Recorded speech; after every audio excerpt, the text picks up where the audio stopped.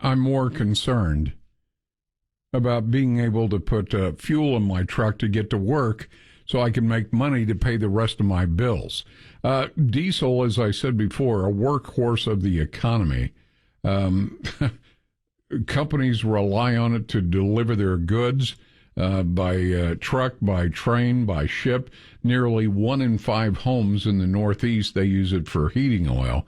The price hikes this season are crushing, in turn driving up the cost of food and other goods. The average price at the pump, I think, now is $5.36 per gallon.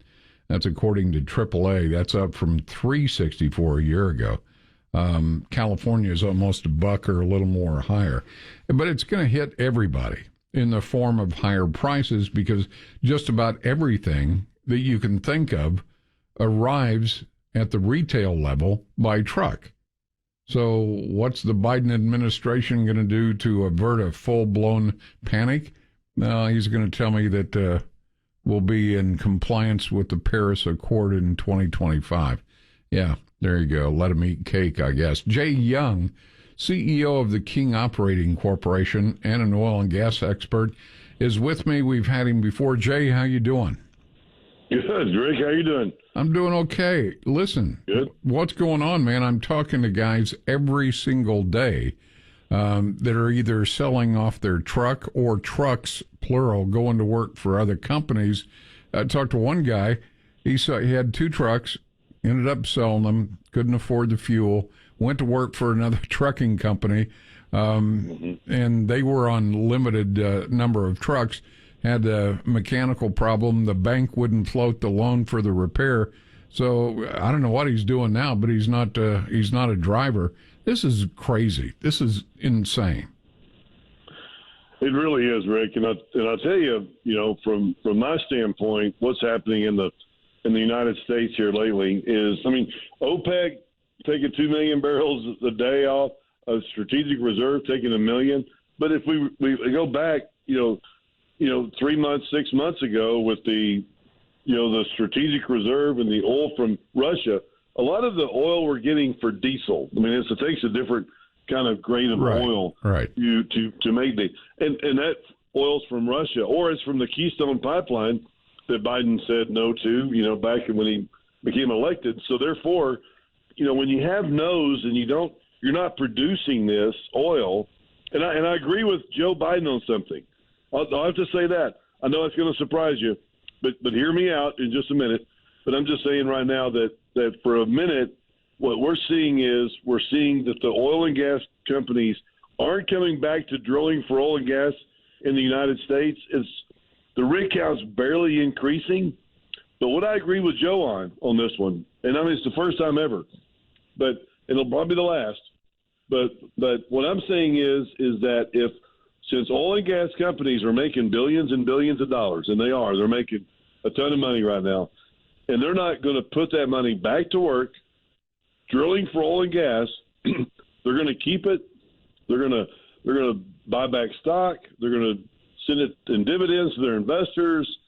They're going to do anything other than drill for oil and gas in the United States. Yes, they should. They should pay a profits tax on it.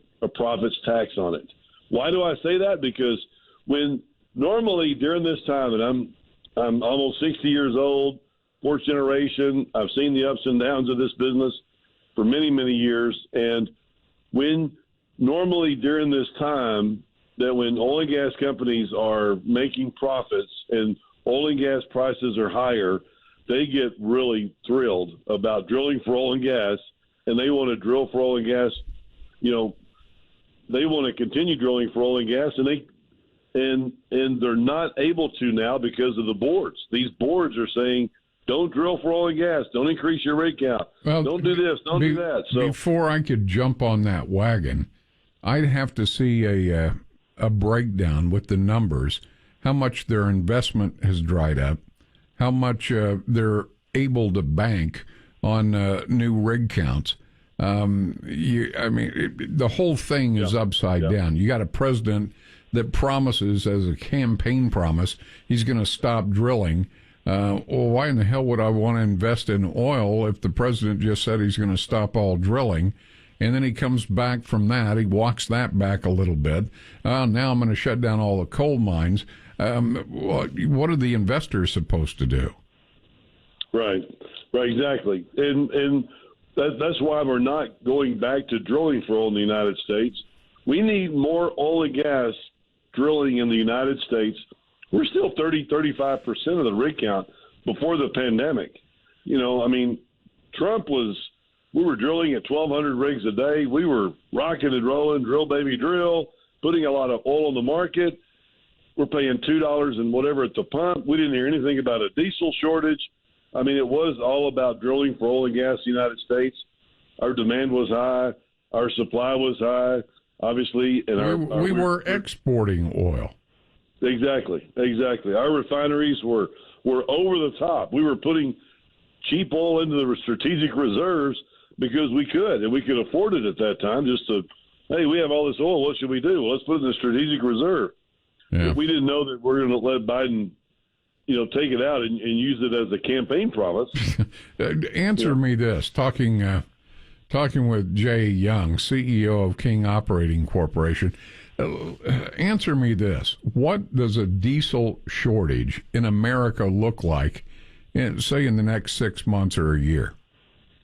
Yeah, well, you'll see prices for everything skyrocket. You'll see inflation like you've never seen before, because you're obviously everything that's carried from A to B is by a diesel truck, diesel semis and so forth. Anything you see is going to be extremely high, and we're not going to be able to afford all this stuff. Do I think we're going to go there? No, I don't think it's going to be that bad.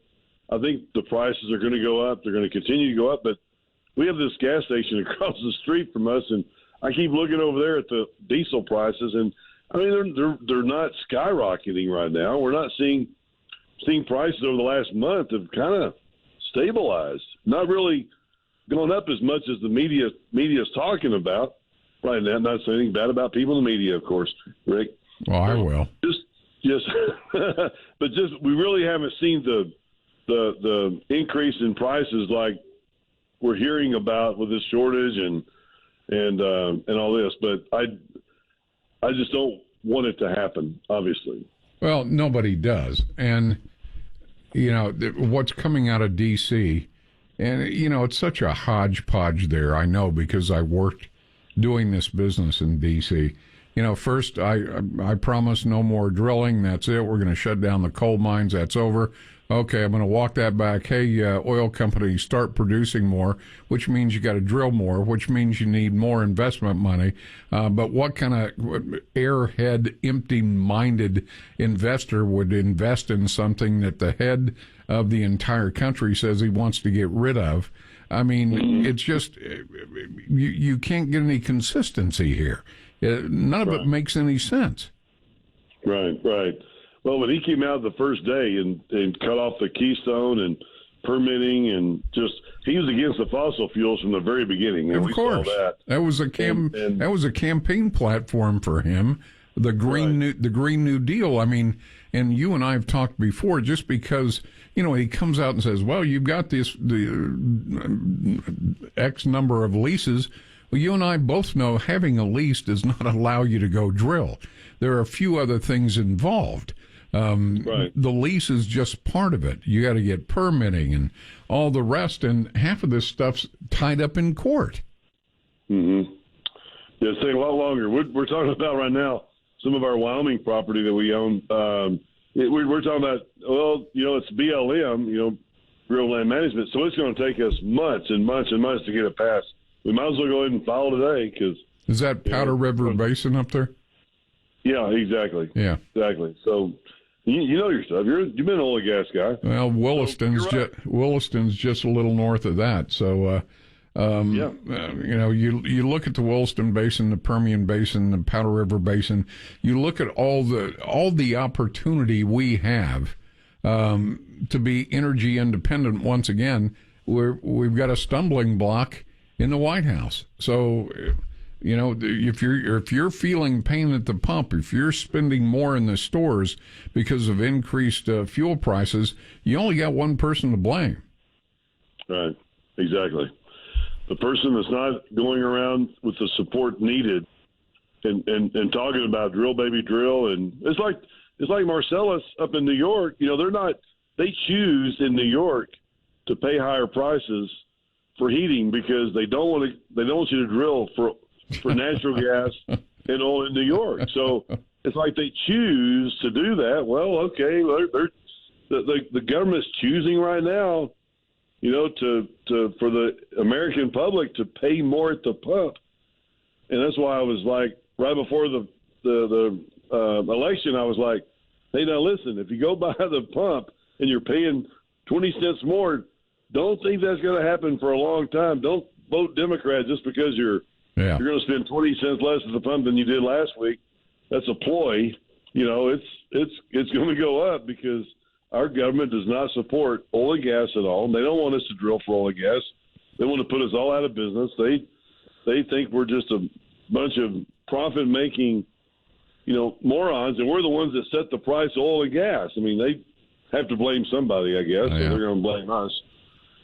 You'd be surprised if you look around the globe at what other countries have done.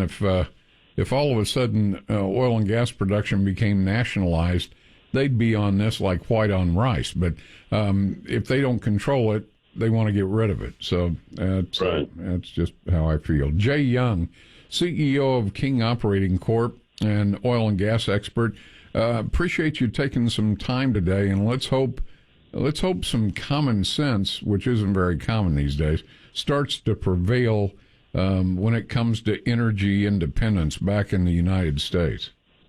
Absolutely, Rick. I appreciate you calling, and let's stay in touch, and let's see what's going to happen between now. I mean, do you think the prices are going to go up here in the next month or two? Yeah, the election's over. I look at the gradual drop by 6, 7, 8 cents, then 12 cents. That was a campaign ploy, just like trying to fool every college student into thinking they were going to forgive their college loan debts, which are now tied up in 3 different courts. That's never going to happen. But, hey, I guess they look at it a win's a win. So, Jay, you take care of yourself. Thank you very much. Let's talk soon again. Thank you, Rick. All right. Take care.